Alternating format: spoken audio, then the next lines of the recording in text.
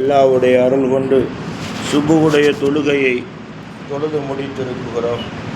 அல்லாஹ் தபாரக் வ தஆலா இந்த உலகத்தை படைத்து இந்த உலகத்திலே நம்மை படைத்து நம் ஒவ்வொருவருக்கும் 3 வகையான தருணங்களை வைத்திருக்கிறார்.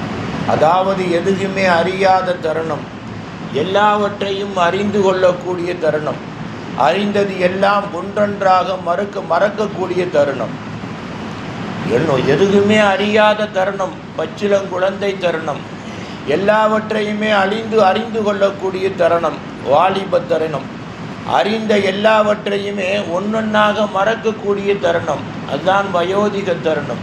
அல்லாஹ் யாசின் சூராவில் சொல்கிறான், ஒமன்னு அம்மிருகு நக்கிசுகு ஃபில் ஹல்க அஃபலா யோகிலோன், எதையெல்லாம் பிறந்ததில் இருந்து நீ இதுவரைக்கும் அறிந்து கொண்டாயோ, பச்சிலம் குழந்தை தருணத்தில் வாலிப தருணத்தில் எல்லாவற்றையும் எதையெல்லாம் அறிந்து கொண்டாயோ அதையெல்லாம் என்ன செய்வேன், நான் திருப்பி என்ன செய்வேன், அறியாமல் ஆக்குவேன், உன்னை எப்படி மாற்றுவேன், வயோதிகமான பின்னால் பச்சிலம் குழந்தையாக திருப்பியும் மாற்றுவேன் அப்படின்னு அல்லாஹ் சொல்கிறானுங்க. வயதாகிவிட்டதையானால் வயோதிக பருவத்தை அடைந்து விட்டோமையானால் எதெல்லாம் தெரிந்ததோ அதெல்லாம் என்ன செய்யும், மறுக்க ஆரம்பிக்கும், யாவுக மறதி ஏற்படும். அன்பிற்குரிய அருமை பெருமக்களே, ஆகையினால் இந்த 3 வகையான தருணத்திலே எது சிறந்த தருணம் என்று சொல்லுகின்ற பொழுது நடுத்தரமான தருணம் வாலிப தருணம். வாலிப தருணம் என்பது ஆணுக்கு எத்தனை வயசு பெண்ணுக்கு எத்தனை வயசு அப்படின்னு சொல்கிற பொழுது மார்க்கம் சொல்லித் தருகிறது, பெண்ணுக்கு 9 வயசு வாலிபத்தினுடைய ஆரம்பம்.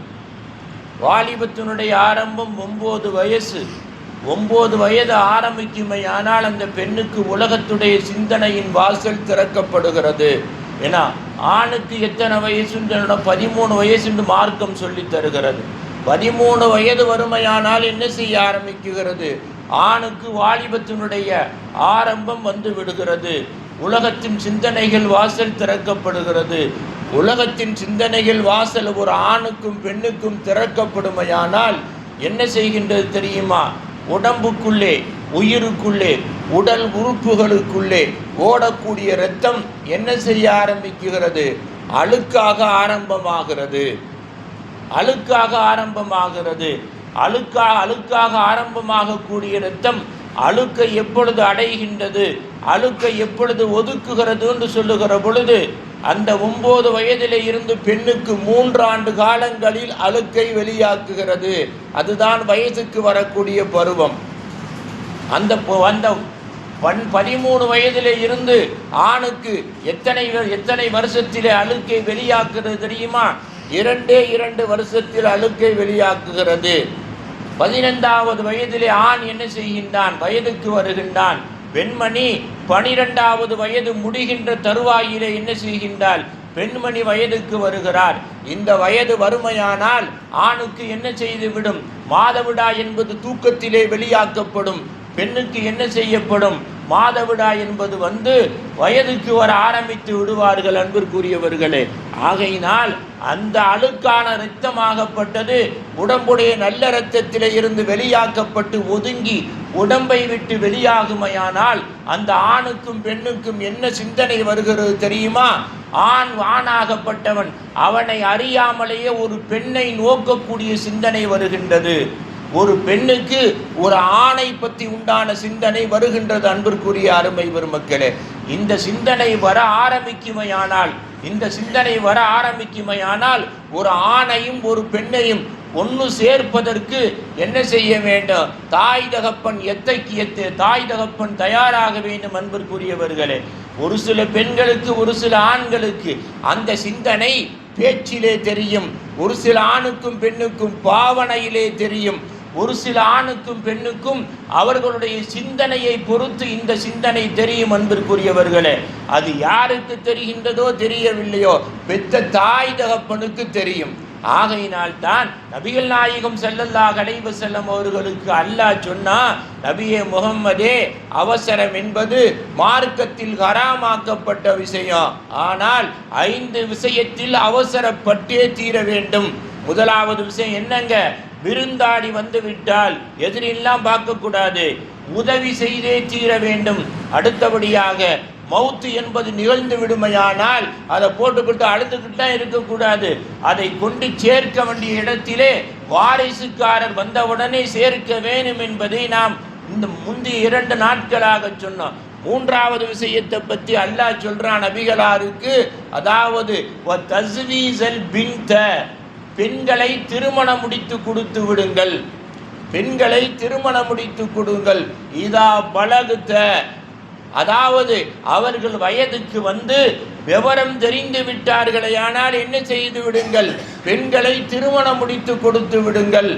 அதாவது 13 வயது 12 வயதை முடிகின்ற பொழுது அந்த பெண்ணுடைய விவரத்தை பொறுத்து, அந்த பெண்ணுடைய விளக்கத்தை பொறுத்து, அந்த பெண்ணுடைய சிந்தனையை பொறுத்து, அந்த பெண்ணுடைய பேச்சுவார்த்தையை பொறுத்து தாய் தகப்பன் தயாராக வேணும். அன்பிற்குரிய அருமை பெருமக்களே, அப்படி தயாராகாவிட்டால் அந்த பெண்ணுடைய பார்வை நமக்கு மாற்றமாக நடக்க ஆரம்பிக்கும். அந்த பெண்ணுடைய செயல்பாடு நமக்கு மாற்றமாக நடக்க ஆரம்பிக்கும். அந்த பெண்ணுடைய திருமணம் சிந்தனை நம்மளுடைய முடிவுக்கு மாற்றமாக நடக்க ஆரம்பிக்கும். அன்பிற்குரியவர்களே, அதே மாதிரித்தான் ஆணுக்கு 15 வயது முடியுமையானால் அவனுடைய சூழ்நிலைக்கு தகுந்தவாறு என்ன செய்யணும், அவனுக்கு திருமணத்தை முடித்து வைக்க தகப்பன் தாய் ஆளாக்கப்பட வேண்டும். அன்பிற்குரியவர்களே, சரி, பெண்ணுக்கு வாலிப வயது, திருமணத்தை கடைசியாக முடிக்க வேண்டிய வயது என்ன, ஆணுக்கு திருமணத்தை முடிக்க வேண்டிய வயசு என்ன, அது சம்பந்தமாக குர்ஆன் என்ன சொல்லுகிறது, ஹதீஸ் என்ன சொல்லுகிறது அப்படின்னு சொல்ற பொழுது அல்லாஹ் நபிகள் நாயகம் ஸல்லல்லாஹு அலைஹி வஸல்லம் அவர்களுக்கு சொல்லி தருகிறான்.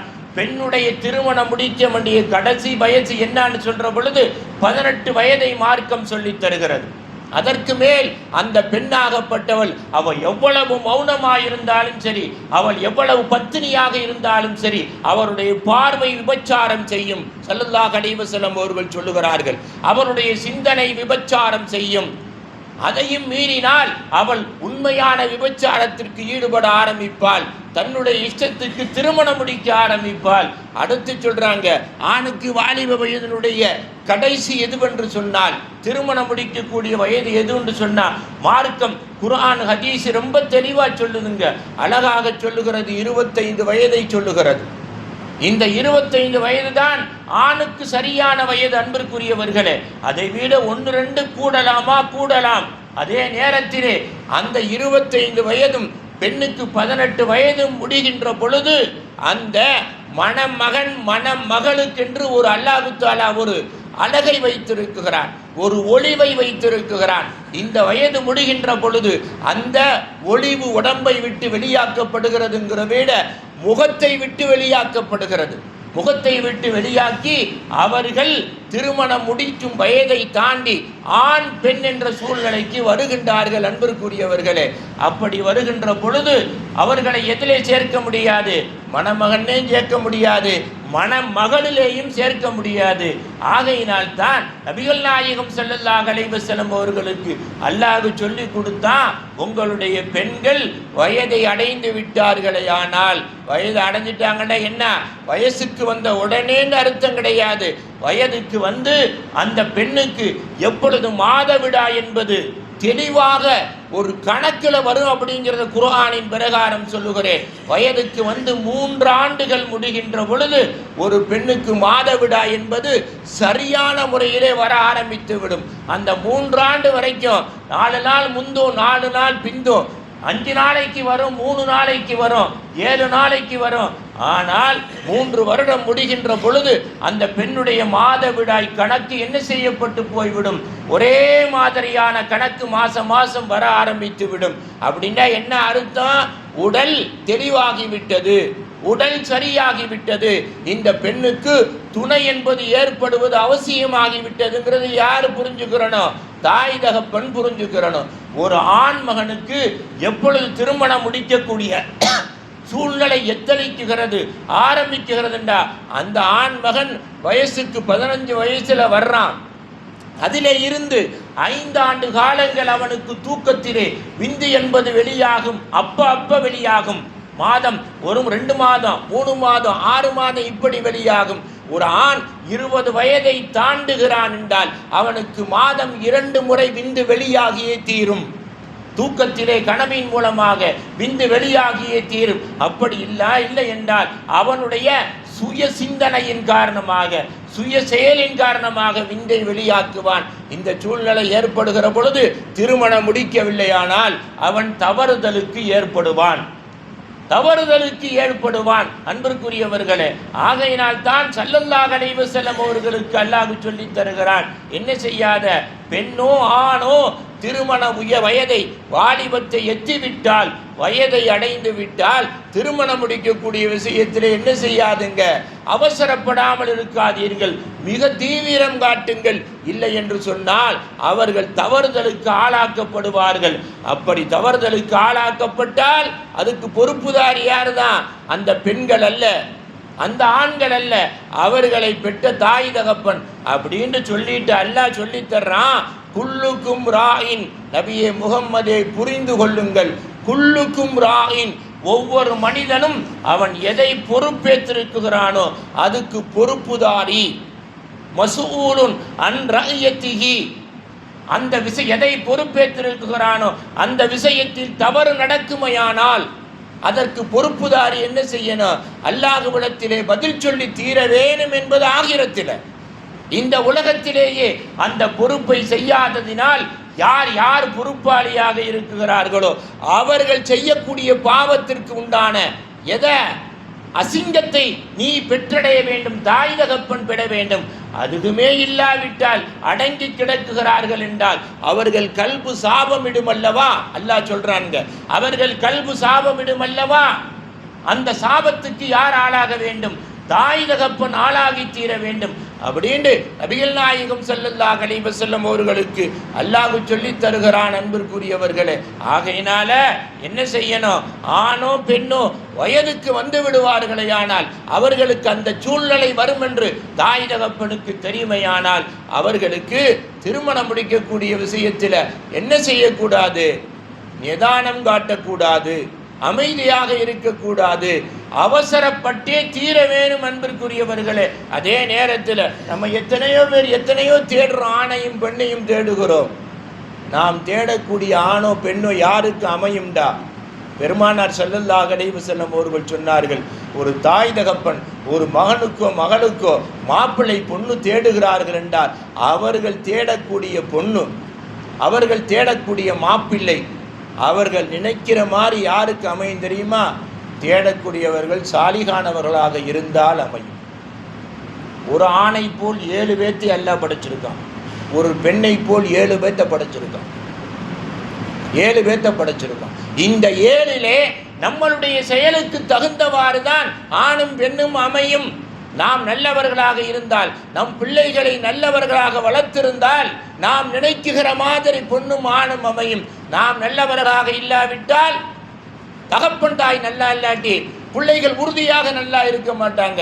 அப்ப அல்லாஹ் இந்த 7இல் எதை அமைத்திருக்கிறானோ, நம்மளுடைய செயல்பாடுக்கு தகுந்தவாறு எதை அமைத்திருக்கிறானோ அது தேங்க அமையும். அன்பிற்குரியவர்களே, ஒரு விஷயத்தை சொல்லி முடிக்கிறேன். பெருமானாட்ட வந்து கேட்டாங்க, பொண்ணு பார்க்க போறேன், எப்படி பொண்ணு பார்க்கறது?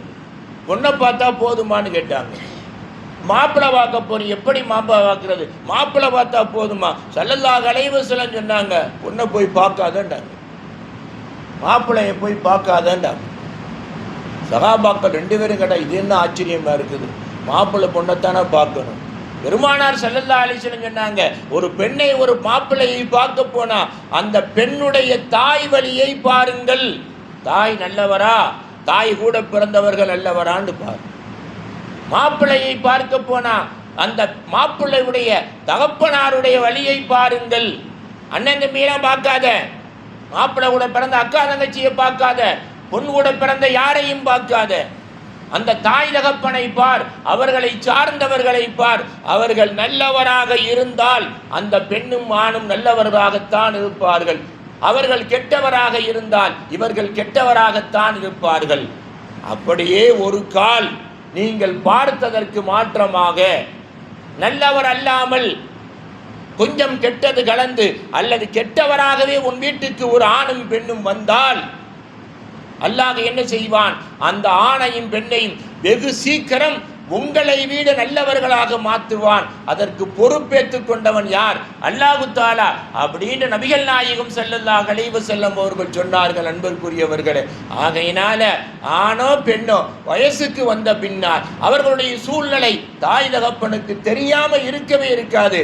கண்டிப்பாக அல்லாஹ் தெரிவிப்பான். அந்த சூழ்நிலை வருகின்ற பொழுது காசையும் பார்க்கக்கூடாது, பணத்தையும் பார்க்கக்கூடாது, என்னத்தை எதையும் பார்க்கக்கூடாது. அதற்கு தகுந்த ஜோடிகளை பார்த்து திருமணம் முடிக்கக்கூடிய விஷயத்தில் அல்லாஹ்விடத்தில் என்ன செய்யணும்? ஏற்பாடு செய்வதற்கு முன்னாடி ஒன்னே ஒன்று, ஒரு ஆணுக்கும் பெண்ணுக்கும் பெத்த பிள்ளை ஆணாக இருந்தாலும் பெண்ணாக இருந்தாலும் அவர்களுக்குத்தான் நம்மளுடைய முதல் துஆவா இருக்கணும். நமக்கு கேட்கறதுக்கு முன்னால அவர்களுக்கு முதல் துஆவா இருக்கணும். இதுதான் ரசூல் ஸல்லல்லாஹு அலைஹி வஸல்லம் அவர்களுக்கு அல்லாஹ் சொல்லி கொடுத்த வழி. நாலாவது விஷயம் என்ன? 5 விஷயத்தில் அவசரப்படணும். நாலாவது விஷயம் என்ன? இன்ஷா அல்லாஹ் நாளைக்கு தெரிஞ்சுக்கலாம். ஆக அன்பிற்குரிய அருமை பெருமக்களே, அல்லாஹ் ரசூல் சொல்லி கொடுத்த வழியில நம்ம நடைமுறையை ஆக்கி கொண்டோமையானால் இந்த நாள் அல்ல, நம் வாழ்வில் சந்திக்கும் ஒவ்வொரு நாளும் அல்லாஹ்வுடைய திருவசந்தம் நம்மளை தேடி வரும் என்பதிலே சந்தேகம் இல்லை. அந்த நல்ல பாக்கியத்தை வல்லநாயன் ரப்பு தாலா உங்களுக்கும் எனக்கும் இன்றல்ல கியாமத்து நாள் வரைக்கும் நம் சந்ததிகளுக்கும் நிரந்தரமாக தந்து அல்லாஹ் ரசூலுடைய அன்பை அடையக்கூடிய பாக்கியத்தை தந்து அருள் புரிவானாக. வாகிர தஅவானா அனில் ஹம்துலில்லாஹி ரப்பில் ஆலமீன். அல்லாஹும்ம ரப்பனா ஆத்தினா ஃபித் துன்யா ஹஸனா وفي الآخرة حسنة وقنا عذاب النار. اللهم هذا الدعاء وعليك الإجابة وهذا الجهد وعليك التكلان. وصلي على النبي سيدنا ونبينا مولانا محمد وعلى آله وصحبه أجمعين برحمتك يا أرحم الراحمين. والحمد لله رب العالمين. صلى الله على محمد صلى الله عليه وسلم.